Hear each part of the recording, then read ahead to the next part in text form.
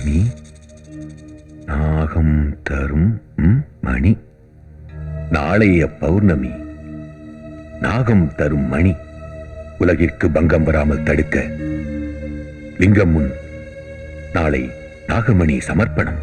பிரளய காலத்தின் பேராபத்துக்களை தடுக்க வந்த பெரும் பரிசு நாகமணிகள்.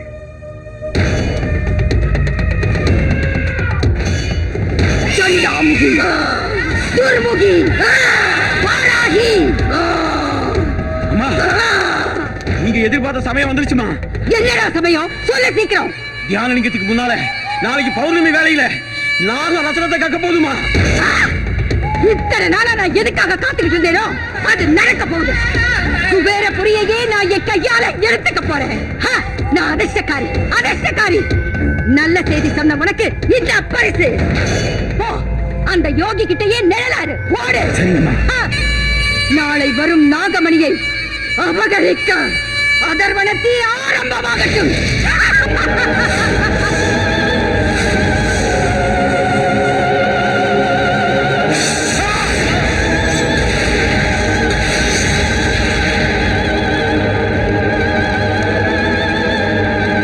என் ஜீவனாக இருக்கும் சிவலிங்கமே, என் ஊன் உடம்பையை கற்பூரமாக்கி இந்த தீக்கு இரையாக்குகிறேன். பல நாள் நாங்க எதிர்பார்த்த அந்த நாகரத்னம் இப்ப உருவாக கூடாது, இப்ப உருவாக கூடாது.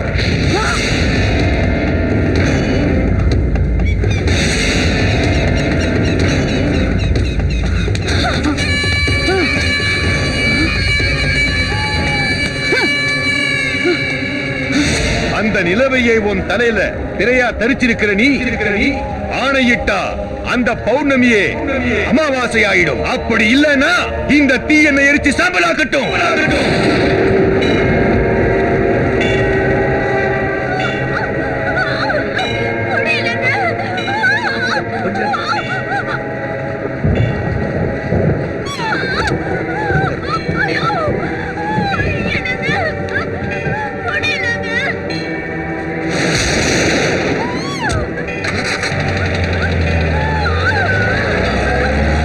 பஞ்சபூதங்களையும் வழிநடத்து.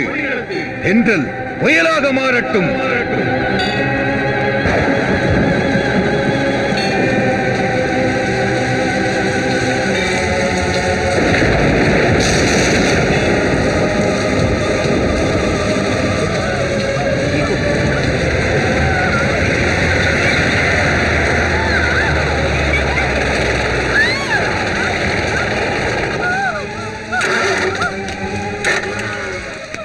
இந்த நேரத்தில் இப்படி பண்ணிடுச்சு.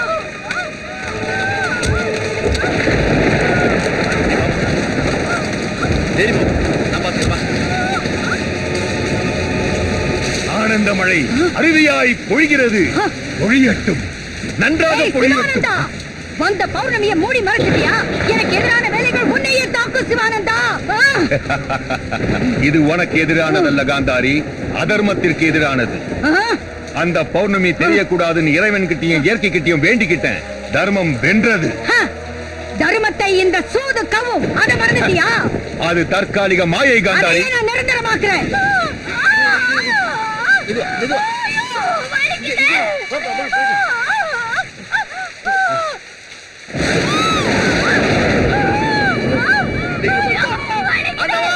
யாராவது செஞ்சு காப்பாற்றுவாங்களே, யாராவது காப்பாற்றுவாங்களே, யாராவது காப்பாற்றுவாங்களே.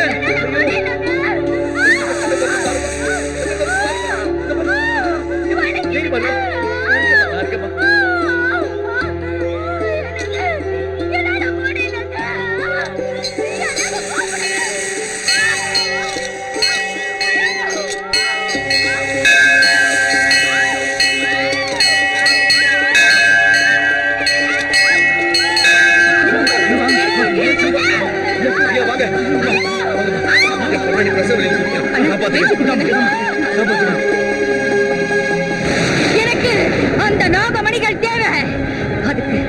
அதுக்காக நான் எந்த கஷ்டத்தையும் ஏத்துக்குவேன். அதுக்கான பயிற்சியும் தவமும் நான் நிறைய செய்வேன். என் சக்தியை பல மடங்கு பெருக்குவேன்.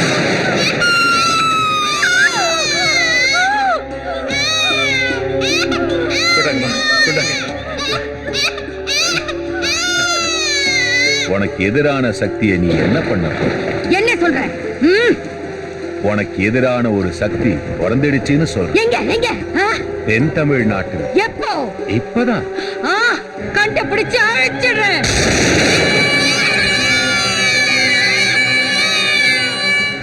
பார்க்கலாம் ஜெயிக்க போறது இந்த பக்கரியா இல்ல இந்த காத்தாரியான்னு.